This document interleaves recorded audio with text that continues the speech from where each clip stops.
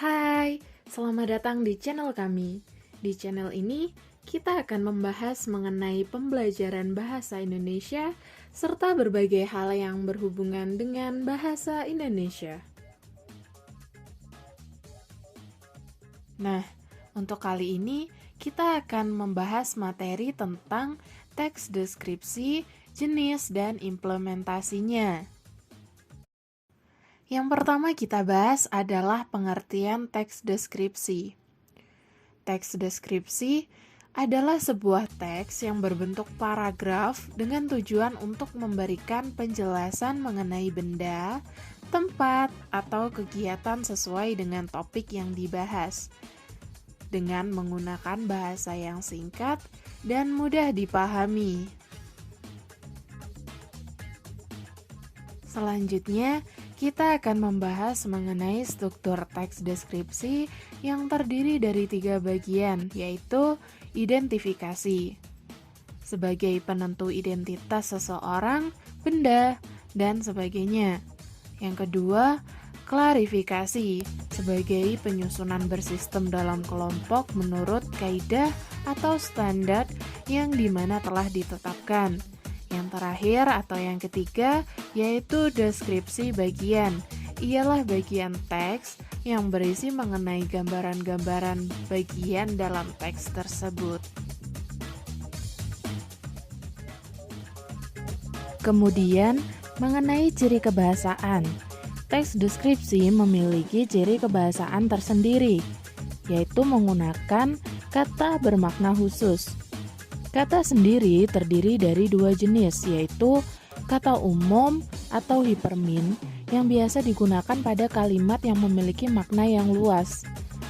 Kemudian yang kedua, yaitu kata khusus atau hiponim, biasa digunakan pada kalimat yang memiliki ruang lingkup dan cakupan makna yang lebih sempit atau bersifat khusus.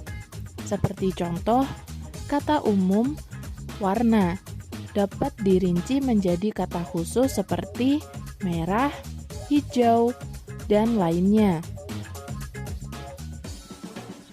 Ciri kebahasaan teks deskripsi selanjutnya adalah menggunakan kalimat yang berisi penjelasan terperinci dan menggunakan kata ganti orang. Contohnya, Pantai Parangtritis terletak 27 km di selatan kota Yogyakarta.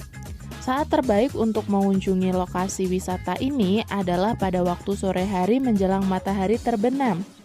Di belakang pantainya terdapat tebing Gembirawati dan di sana kita dapat melihat seluruh area Pantai Parangtritis, Laut Selatan hingga ke batas Cakrawala.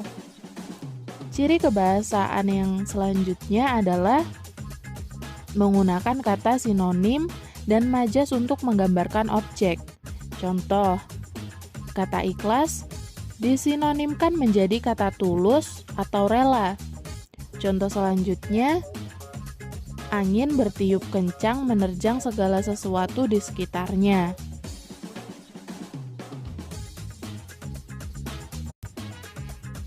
Pembahasan kita selanjutnya adalah mengenai implementasi dan contoh. Teks deskripsi memiliki 3 jenis paragraf yang berbeda. Pertama adalah teks paragraf deskripsi subjektif, yakni suatu paragraf deskripsi yang penggambaran objeknya berdasarkan pada kesan yang dimiliki sang penulis teks tersebut. Seperti contoh teks deskripsi tentang tiwul berikut. Bisa kalian lihat. Selanjutnya, teks paragraf spatial.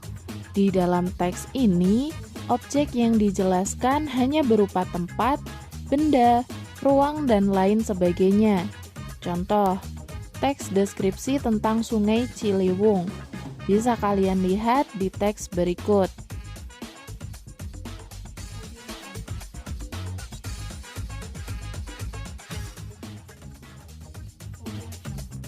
Kemudian yang ketiga yaitu teks paragraf objektif.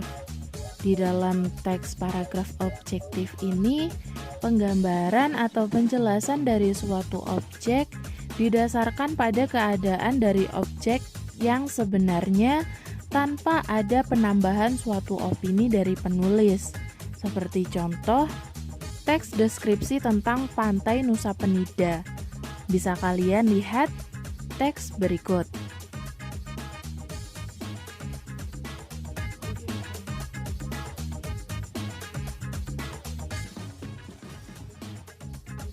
Pembahasan kita yang terakhir, yakni mengenai prosedur penulisan teks deskripsi.